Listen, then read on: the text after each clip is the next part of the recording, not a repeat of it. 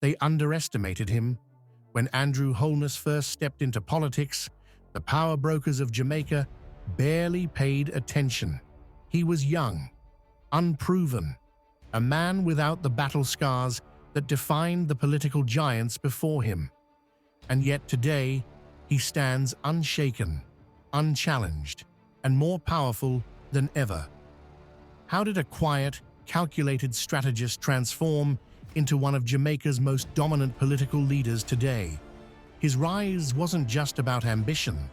It was about mastering the art of survival, turning crises into stepping stones, and rewriting the rules of power. By the end of this video, you'll see exactly how he built his strength and why his grip on Jamaica's political future is stronger than ever. Stepping into the fire. Most leaders climb the ladder of politics cautiously. Andrew Holness, he ran straight into the fire. At 20 years old, he joined the Jamaica Labour Party, JLP, a party struggling to regain its footing after devastating election defeats. By 25, he made history, becoming the youngest member of parliament for West Central St. Andrew, an area gripped by the iron claws of garrison politics. This wasn't a constituency for the faint-hearted. It was raw, intense, and dictated by long-standing party allegiances. Holness wasn't just fighting for votes. He was fighting against an entrenched political system that resisted change. But he had one thing on his side: his deep ties to community service. Before entering politics, he led the voluntary organization for the upliftment of children, working directly with struggling families.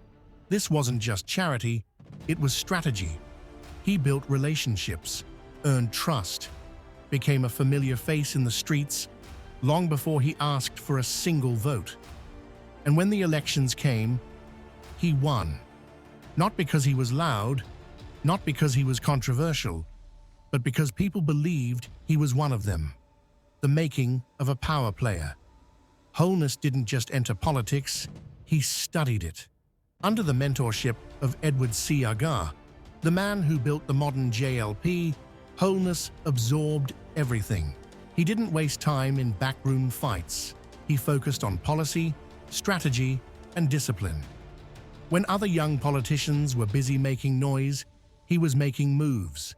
His work in poverty reduction and social investment programs earned him a reputation as a pragmatic leader who wasn't just about talk. But Holness also learned another lesson. Power isn't given, it's taken. So, in 2011, when Bruce Golding resigned, Holness seized his moment. At just 39 years old, he became Jamaica's youngest prime minister. Then, he did something bold. He called for an election. He wanted his own mandate, his own stamp of legitimacy. But the gamble failed. He lost.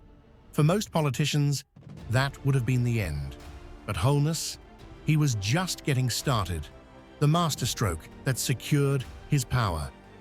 Losing the 2011 election was a temporary setback. Holness didn't sulk. He rebuilt. For 5 years, he transformed the JLP into a political machine, sharpening its message, recruiting fresh talent, and focusing on one thing: Jamaica's economy. By 2016, he returned with a laser-focused economic vision. Holness wasn't interested in vague promises. He made concrete pledges: jobs, debt reduction, fiscal discipline, and when he won the 2016 election, he delivered. For the first time in decades, Jamaica's economy wasn't just surviving, it was thriving. He slashed unemployment to record lows. The country's GDP rebounded. Inflation remained controlled. International financial agencies praised Jamaica's fiscal discipline, a dramatic turnaround from the high-debt crisis of previous administrations. But Holness didn't stop at economic reforms. He knew that for power to be permanent, people needed to feel the change in their daily lives. So, he revamped infrastructure projects, expanded social housing, and prioritized policies that directly impacted the working class. Roads were fixed, electricity access improved, and housing programs targeted the very people politicians had ignored for decades. His tough, data-driven approach made it impossible for critics to dismiss him. Numbers don't lie. And the numbers under Holness, they were undeniable. By 2020, the results spoke for themselves. In one of the most decisive victories in Jamaica's political history, Holness crushed the opposition. This wasn't just a win, it was domination.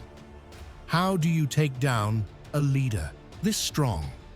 At this point, Andrew Holness had done what many thought was impossible.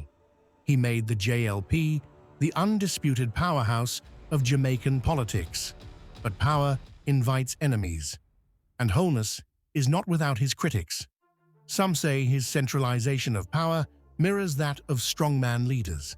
Others argue that his economic successes mask deeper issues like crime and corruption. And then there's the Trump comparison. Both leaders dominate their party. Both built their power by connecting with everyday citizens. And both understand that in modern politics, perception is reality. The question is, can anyone shake Holness's hold on power?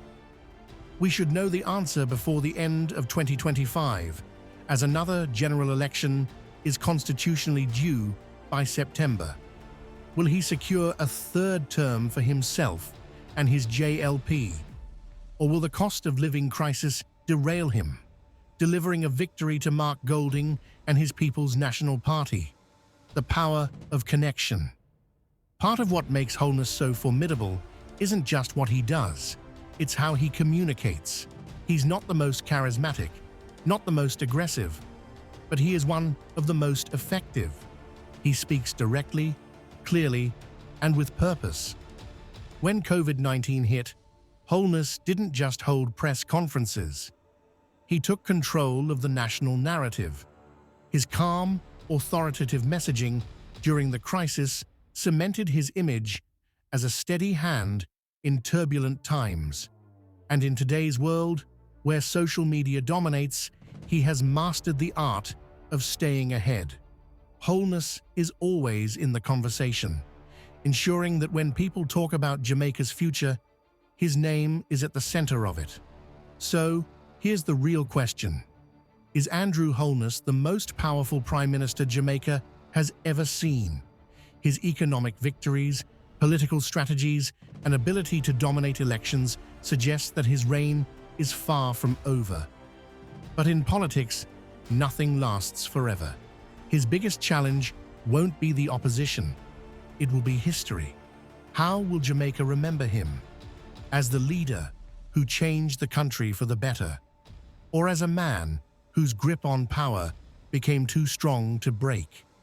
One thing is for sure, he has already secured his place in history books, but his final chapter, that's yet to be written. Let us know your thoughts in the comments. If you haven't already, please like this video and subscribe to our channel, Impacting Jamaica Today.